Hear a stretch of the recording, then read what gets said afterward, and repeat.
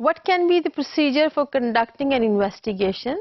اگر آپ خود سے انویسٹیگیٹ کرنا چاہتے ہیں، یہاں پر ایک چیز کلیئر کر دینا بہت ضروری ہے کہ کریکولم ڈیولپمنٹ کا پروسیس جب کیا جاتا ہے نیشنل لیول پر یا پروونشل لیول پر، ہمارے یہاں زیادہ تر اس کو نیشنل لیول پر کیا جاتا ہے، تو ضروری نہیں ہے کہ آپ اس میں ایک پارٹیسپینٹ ہوں گے یا آپ کسی قسم کا رول ادا کر سکتے ہیں۔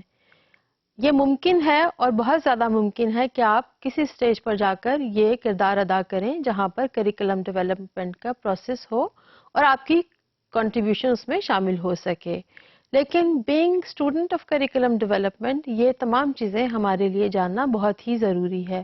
لہٰذا یہاں پر ہم دیکھیں گے کہ پروسیجر جب ہم کنڈکٹ کرتے ہیں ٹو آئیڈینٹیفائی لرنرز نیڈ، اور پھر اس کی بیسس پر جب ہم جا کر آبجیکٹیوز سجیسٹ کر دیتے ہیں کہ اس قسم کا آبجیکٹیو ہونا چاہیے ہمارے ایجوکیشنل پروگرام میں، تو ہمیں کچھ ایکسرسائز کرنا بہت ضروری ہے۔ آئیے دیکھتے ہیں کہ کیا پروسیجر ہو سکتا ہے اگر ہم ایک انویسٹیگیشن کرنا چاہتے ہیں۔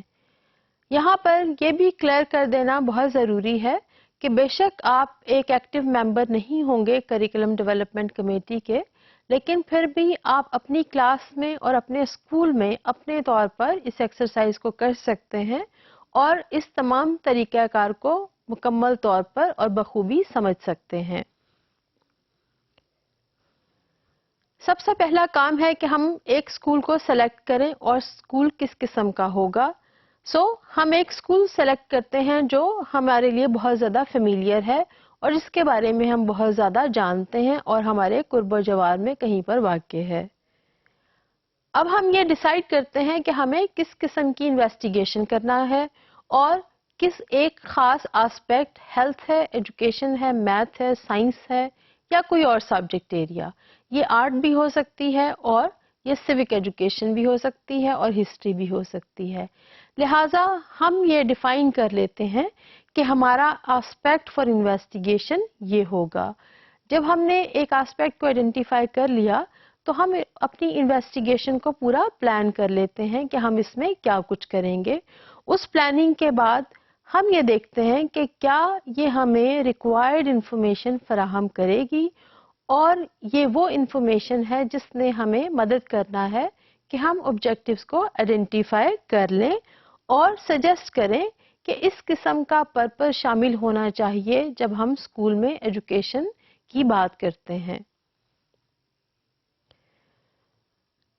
Now it is very difficult probably that how to investigate a student's interest، اور اس کو عموماً تمام لٹریچر میں ایک بڑے چیلنج کے طور پر دیا گیا ہے۔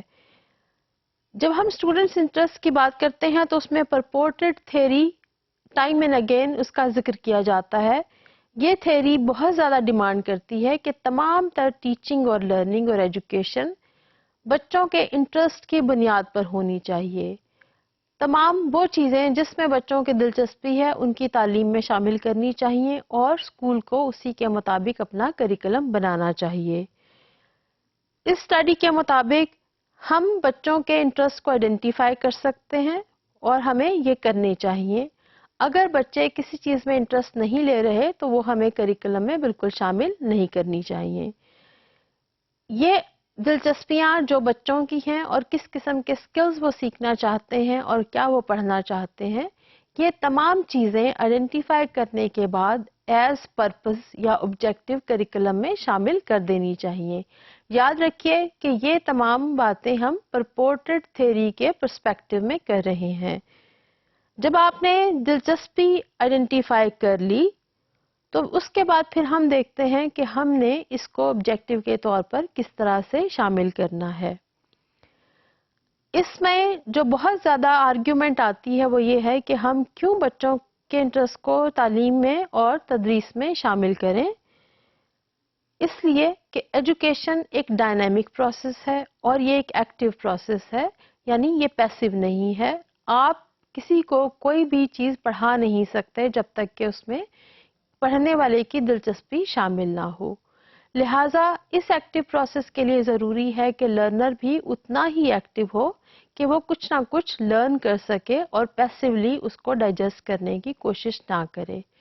لہٰذا جب ایجوکیشن ایک لرننگ پروسیس ہے اور ایک ایکٹیو لرننگ پروسیس ہے تو اس میں لرنرز یعنی اسٹوڈنٹس کا خود سے لرن کرنے کے لیے تیار ہونا بہت زیادہ ضروری ہے. ساتھ ہی اس تھیوری کے مطابق اور ایجوکیشن بینگ لرننگ پروسیس کے مطابق لرنر اس وقت زیادہ بہترین سمجھتا ہے جب اس کی دلچسپی اس لرننگ میں شامل ہوتی ہے. یعنی ادر انٹرسٹ شامل نہیں ہے تو لرنر کچھ بھی نہیں سیکھے گا. unless and until the interest is being served, learning will not take place. Schools بہت سارے میٹرز کو آفر کرتے ہیں اور بچوں کو وہ تمام انٹرسٹڈ چیزیں پیش کرتے ہیں سیکھنے کے لیے جو ان کو سیکھنے میں دلچسپی ہوتی ہے. اور ساتھ یہ بھی شامل ہوتا ہے کہ آپ نے بچوں کی دلچسپی لرننگ میں برقرار بھی رکھنی ہے اور ہمیں یہ انشور کرنا ہے کہ اس میں بچوں کی پارٹیسپیشن رہے. یعنی اگر آپ میتھ پڑھانا چاہتے ہیں اور اس میں آپ ایڈیشن یا سبٹریکشن کا کانسیپٹ پڑھاتے ہیں تو جب تک بچوں کی اس میں دلچسپی نہیں ہوگی آپ یہ کانسیپٹس نہیں پڑھا سکتے. لہٰذا ہمیں کچھ اس طرح سے ضرور کرنا ہے کہ ہم دلچسپی کو آئیڈینٹیفائی کریں اور اس کے بعد سے ہم پڑھانا شروع کریں. Now, once the situation is created such that students are interested in and the topic is of their interest, so learning cannot be compromised اور اسکول کا ایک بیسک پرپز جو ٹیچنگ اور لرننگ کا ہے وہ افیکٹولی چلتا رہے گا. جب اسٹوڈنٹس کی دلچسپیوں کو سامنے رکھتے ہوئے کچھ بھی پلان کیا جاتا ہے تو اسی کے مطابق ایکٹیویٹیز بھی ہوتی ہیں اور اگر اسٹوڈنٹس کو افیکٹولی کسی بھی سچویشن کو سالو کرنے کے لیے یا کسی بھی پرابلم کو سالو کرنے کے لیے انگیج کیا جاتا ہے یا کسی قسم کی سرگرمی میں شامل کیا جاتا ہے تو بچے اس میں اپنی پوری توجہ سے پارٹیسپیٹ کرتے ہیں اور اسکلز بھی سیکھتے ہیں اور نالج بھی سیکھتے ہیں. اگر بچوں کو ایسی سچویشن دی جائے جس میں انہوں نے پرابلم سالونگ کرنی ہے اور وہ سچویشن کے مطابق اس کو سالو بھی کر لیتے ہیں اور اپنے اسکلز کو ڈیولپ کر لیتے ہیں تو ان کے اندر لرننگ کے لیے ایک پازیٹیو ایٹیچیوڈ پیدا ہو جاتا ہے. یاد رکھیے کہ لرننگ کے لیے اور کسی بھی قسم کی لرننگ کے لیے آیا وہ نالج کی لرننگ ہو, کانٹینٹ میٹر کی ہو, اسکلز کی ہو یا ایٹیچیوڈ کی ہو, it is very very important that a positive attitude for learning is already there among the learners.